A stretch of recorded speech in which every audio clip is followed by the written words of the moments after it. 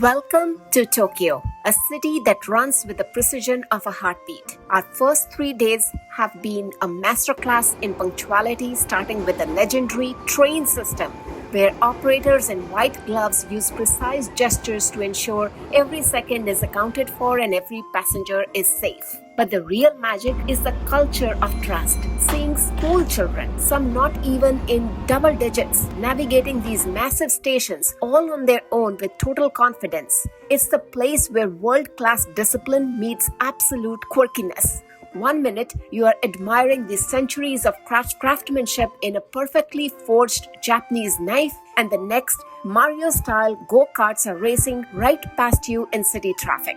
Every corner reveals an only in Japan wonder, from the mind-blowing underground lifts that stack cars like Tetris to the vending machines serving up steaming hot lattes in a can. Between the sharpest blades, the fastest karts, and the smoothest rides, our Tokyo journey is off to an unforgettable start.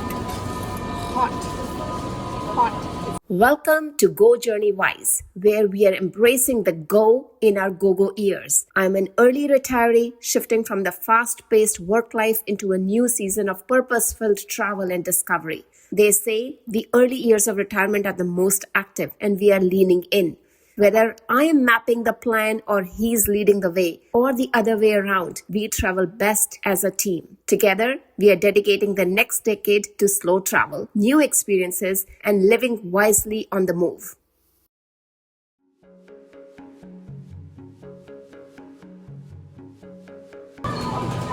This is Family Mart, and in Family Mart, this vending machine has hot coffee. This is actually hot to touch. It's not cold, it is hot.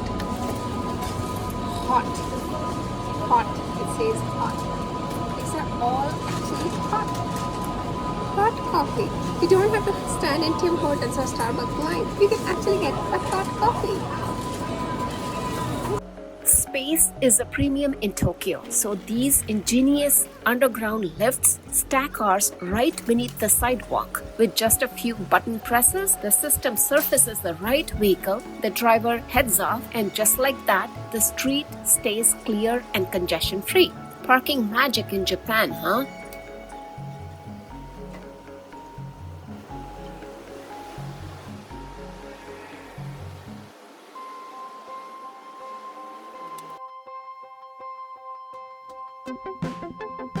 Sunday in Asakusa was a total heat wave, and honestly, the crowds were overwhelming as we wove through the historic Nakamichi Dori. In the middle of the bustle, Ami spotted a shop with a brilliant concept. What is it? They give hand cream and lip balms for each day of the year, so you're supposed to buy your birthday. Ah, okay. We can go there on the way back. Okay. So we are making our way slowly to the Sensoji Temple in Tokyo. All these shops on the side are selling souvenirs, and there's a whole alley of it, lots of crowds there, but looks like we are very, very close to the temple now. As we finally emerged from the souvenir stalls, the sight of the Sensoji Temple took our breath away. This is actually Tokyo's oldest temple, founded way back in the year 628 after two brothers pulled a golden statue of Kannon, the goddess of mercy, out of the nearby river. The air was thick with the scent of the jokoro, a massive bronze incense burner where everyone gathers to waft the smoke over themselves. It's a beautiful tradition believed to bring healing and good health. Right above us hung the legendary Hozomon Gate Lantern. It's so massive that when you stand directly under it, you realize it's actually a work of art made from hundreds of kilograms of silk and bamboo.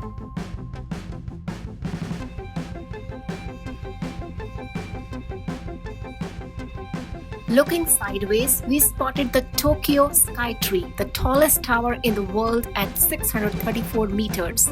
It's a giant compared to Toronto's CN Tower, though it's still the third tallest structure overall. Honestly, by this point, the sea of people was so intense that we felt pretty dejected about exploring the rest of the temple. If you're planning a visit, definitely do your research and prepare for the masses. It's a beautiful place, but the crowds can really catch you off guard.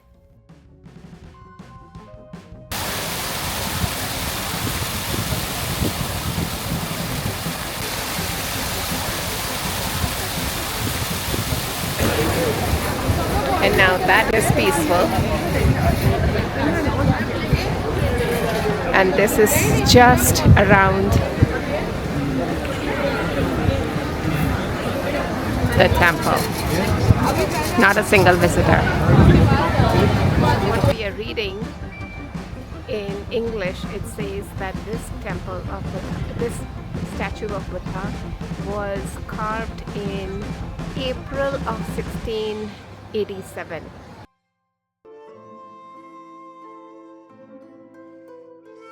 Behind me is the most likely the financial district of Tokyo. We are very close to the Imperial Palace, and that's where we are headed right now. We walked over from the sleek skyscrapers of the financial district, crossing a footpath and following the massive stone walls of the ancient moat.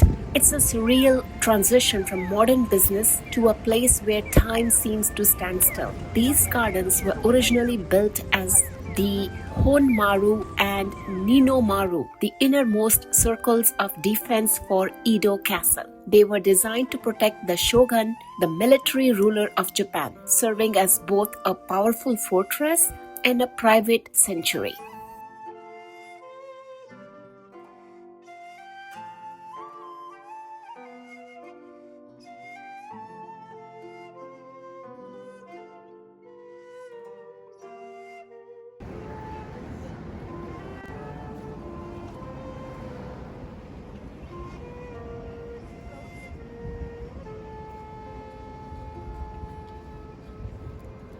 Yesterday it was closed, today it's open. Okay, nice. Let's go.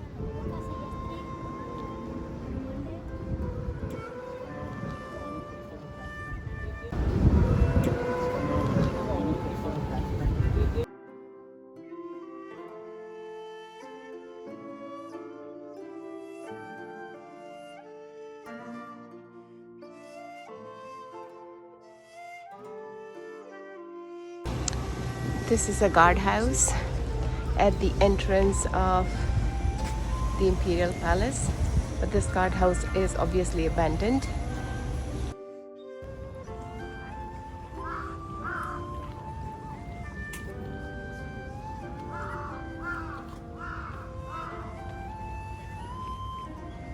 Once inside the Imperial Palace East Gardens, the city noise just completely vanished. We spent our time roaming through lush plantations and stunning bamboo groves with nothing but the sound of birds chirping in the background.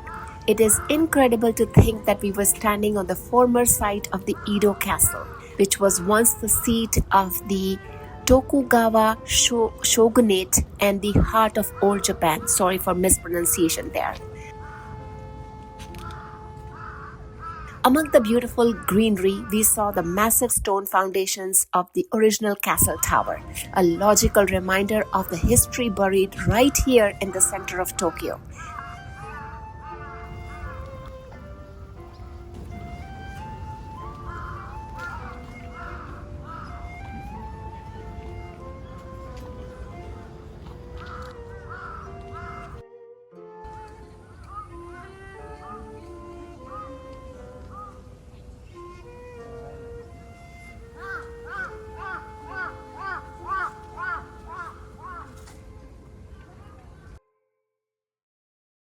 We headed to the legendary Tsukiji Market with one goal: to eat everything in sight. The main street is a buzz of energy lined with vendors selling every Japanese delicacy you can imagine. Tsukiji Fish Market. This used to be the old fish market where fish and tuna were sold in bulk. We started our food crawl at street level, mesmerized by the chefs preparing tamago, the famous Japanese rolled omelette.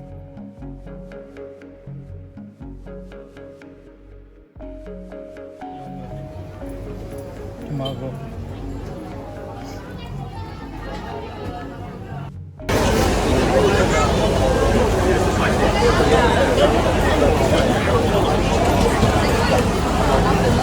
Omelette on a stick. Tasty to eat. However, it is sweet. Oh. But my husband and daughter had their sights set on something else. Fresh sushi. With a few quick hand gestures, they ordered a beautiful platter.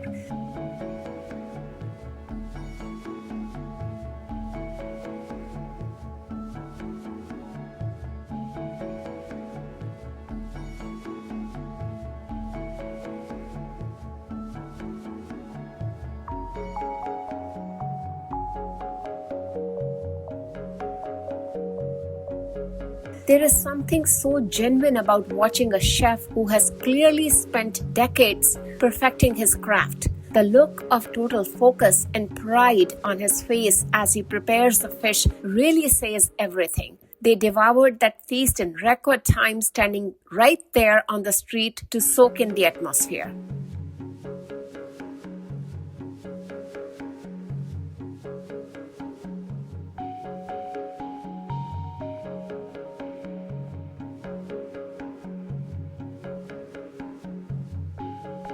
I purchased strawberry tangulu. So it's frozen strawberries with a candied shell.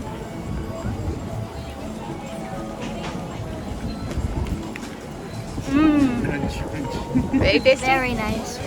Okay. Next, we headed into the true heart of the market, the historic inner level. This is where the old school seafood vendors are, and the quality is unmatched. Grilled eel. Okay. First time unagi.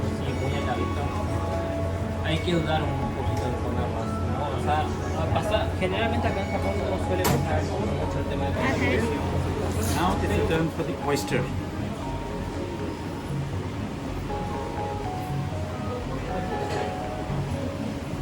My husband decided to try the king oysters, and let's just say it was love at first bite. He actually went back 3 more times.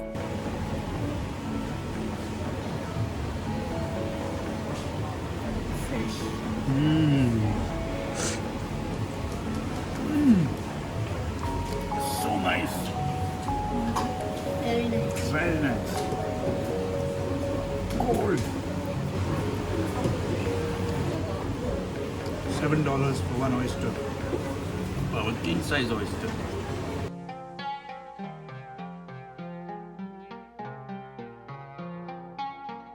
The Uncle Tetsu of Japan. When the fresh cakes come in, Japanese cheesecakes come in, there's a bell, and then everybody gets a fresh one. So there's a line here for cheesecakes freshly baked from oven, which is the red one, and the blue one is that were baked earlier in the day. So I'm waiting in line. I am about 10th or 12th person in line. Let's see if I get lucky in the second round. I have been waiting for the first one. I was way behind, and now looks like I might get lucky. I finally managed to get my hands on a fresh Japanese Uncle Tetsu cheesecake. The 3 of us shared it right away, and it was incredibly light, fluffy, and absolutely delicious. Yum!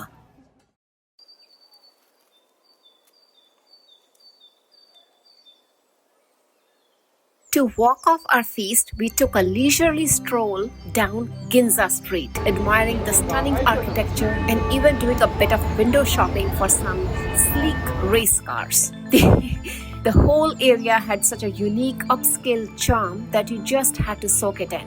We had heard the massive Uniqlo flagship was nearby, so we pulled up Google Maps to hunt down the iconic 7-story store.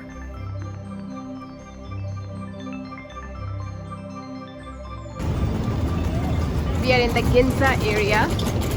We have located Uniqlo. This is a 7-story Uniqlo. As you can see, they sell flowers and much more. So we're gonna go and explore the store now. In Japan, calligraphy and fine writing instruments go hand in hand with a deep respect for paper. So, visiting a few stationery stores is practically a requirement. We found our way to Itoya, a stunning 12-story wonderland where every floor is dedicated to a different theme of creativity.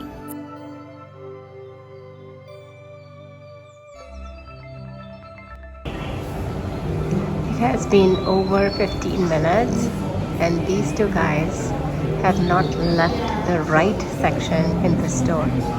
They are both fascinated by pens and $33,000 Lamy pen.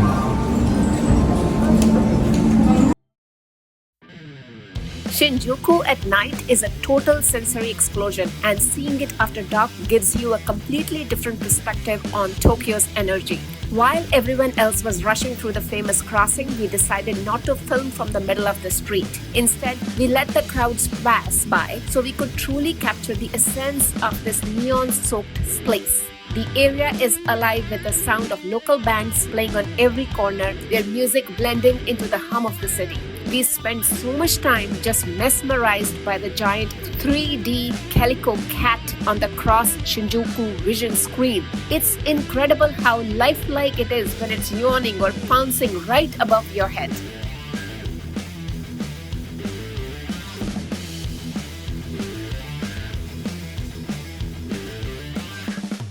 We also tracked down the massive big camera building, and while we spent ages exploring floor after floor of high-tech gadgets, we managed to resist the temptation to buy a new camera.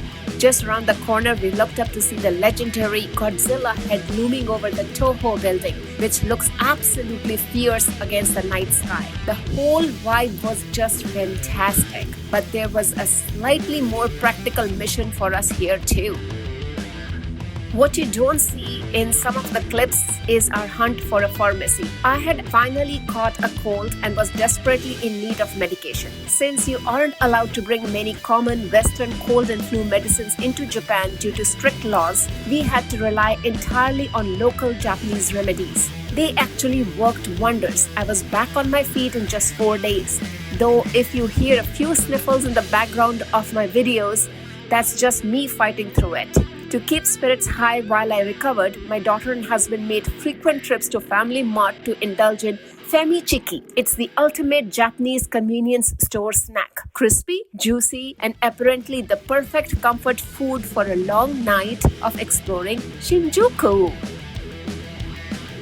Next day, we braved the rain and took a quick hop over to Shibuya to visit the Hachiko statue, a moment that was a total must-see for me. Thinking of our own love for Kona, standing by the memorial of Japan's most faithful dog felt deeply personal and incredibly moving. If you enjoyed this look at Tokyo's hidden gems, please like and subscribe to join us for the rest of our journey.